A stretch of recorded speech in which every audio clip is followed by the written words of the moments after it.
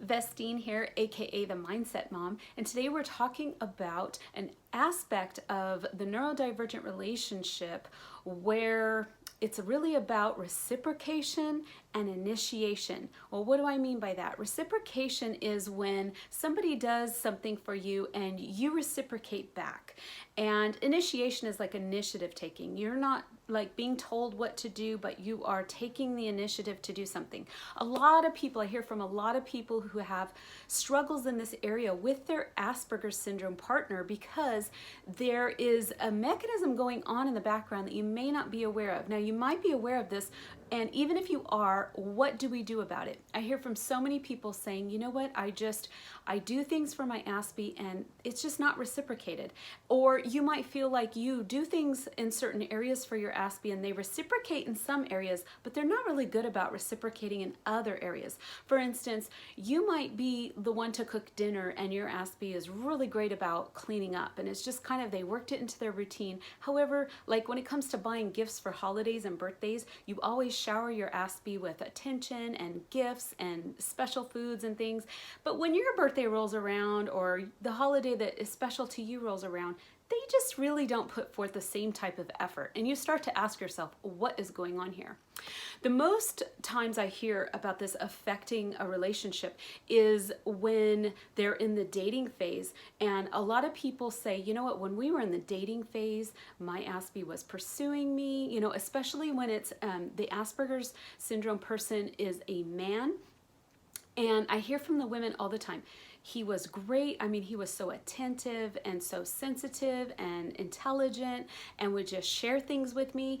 And we would go out and we would do things. And my, input was taken into consideration. And then like when we got into a more committed relationship or even marriage, it was like I had woken up next to a completely different person. It was like, invasion of the body snatchers. What is going on here? And so I want to let you know that what is really going on is a concept with Asperger's syndrome called mind blindness or theory of mind.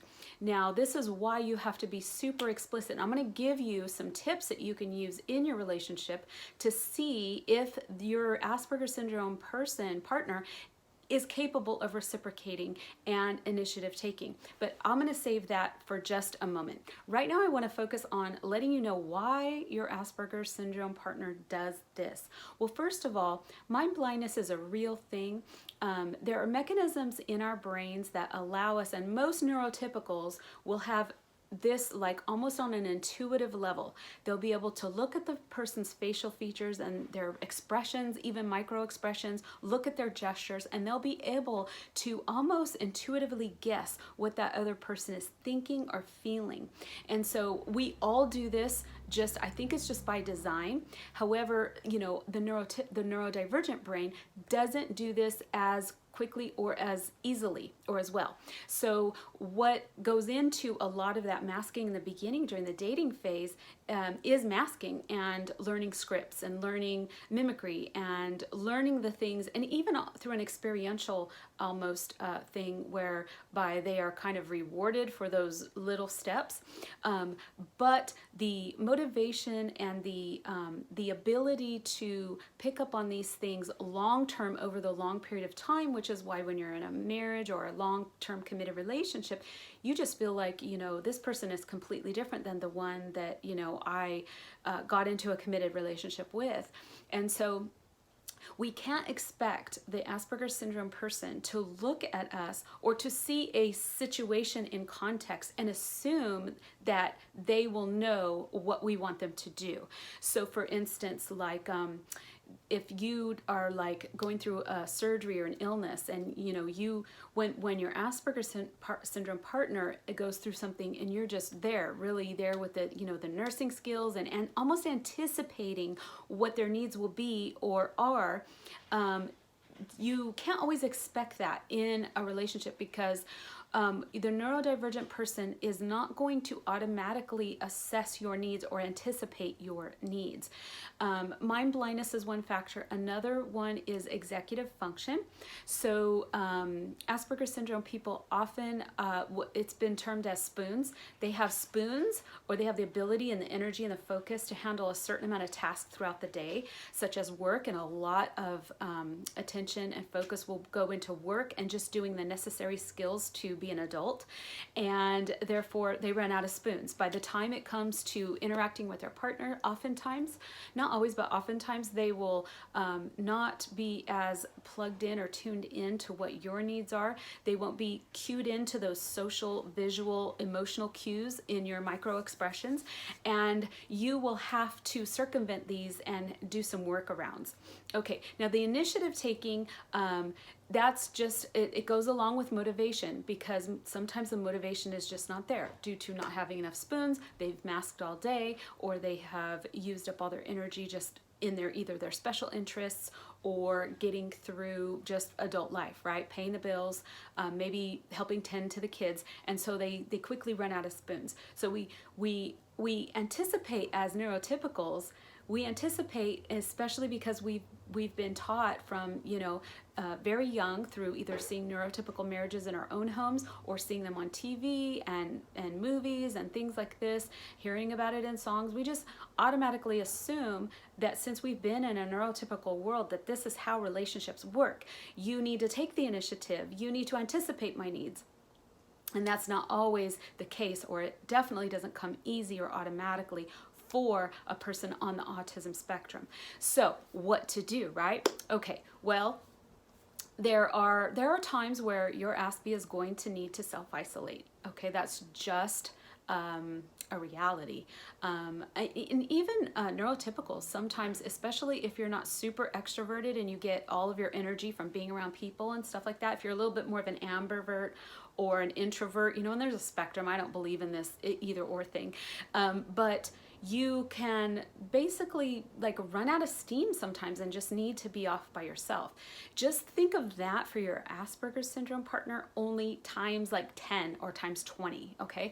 So they will have times where they will need to isolate. And this goes for children as well. But this video is focusing specifically on relationships, romantic relationships, partnerships. So your Asperger's syndrome will need to have these times of isolation, and that's really a good time where maybe you guys can have times of almost like isolation together, and it's kind of like when they're on their phone and they just like to zone out, and also like you might want to do that. It's kind of like that parallel play, you're together but you're each doing separate tasks. That's one way that you can allow your Aspie to kind of like self-isolate, and it's not really a shutdown, but it's just them getting their needs met, their isolation needs met. Because remember, those on the spectrum, their preferred state is of isolation, okay? So to honor that and to hold space for that, this is one thing you can do. The other thing you can do is you need to be very, very explicit in your instructions. They almost need like a list. Yes, I know you may have heard about it, the Aspie list, but we have to be very, very direct and explicit. No hints, okay? So you can't like hint around like, gee, I saw this perfume, at the mall, and it smelled so good. I would just really love to have that perfume. Nope, it has gone right over your Asperger's syndrome partner's head. What you need to do is you need to be very explicit, and you need to say, honey, my birthday's coming up, and there is a perfume that I've really been wanting at the mall. Do you think you can go and get it for me? That's how explicit you need to be. And I know that this is like kind of rubs a wrong, it sounds so gauche, it sounds so like just but if you are to proceed and to grow in a relationship with your Asperger's syndrome partner, this is absolutely a must, okay? And you can even do a list that has kind of like a cause and effect effect type thing attached to it. And you can say, you know, maybe your partner has been noticing that you've been really grumpy lately. Maybe you're going through menopause, or maybe just the kids are just wearing on your nerves, or you had a bad week at work. And so you can kind of attach like a little reward system to it. And ladies, this is something you could say, you know, I know I've been not really feeling very intimate lately with you, but you know what would make me feel really a lot more loosened up and stuff is if you would like help me do the vacuuming and the dishes before I come home from work. Or if you would take the kids out of the house, like take them to a movie and don't come back for 2 hours so that I can take a bath and have time to myself and some self-care. So this is a powerful strategy that you can use. You can attach a little like a behavioral system, reward system to it. It doesn't work for, I want to say it would work for 98% of neurodivergent relationships. One thing about it though, a caveat, it can get very, very tiring to do this with everything. Okay, so I really would advise you to pick your battles, pick the biggies that really get on your nerves, like the things that you really, really need in a relationship. I need communication. So let's talk about how you could express that to your Asperger's syndrome partner.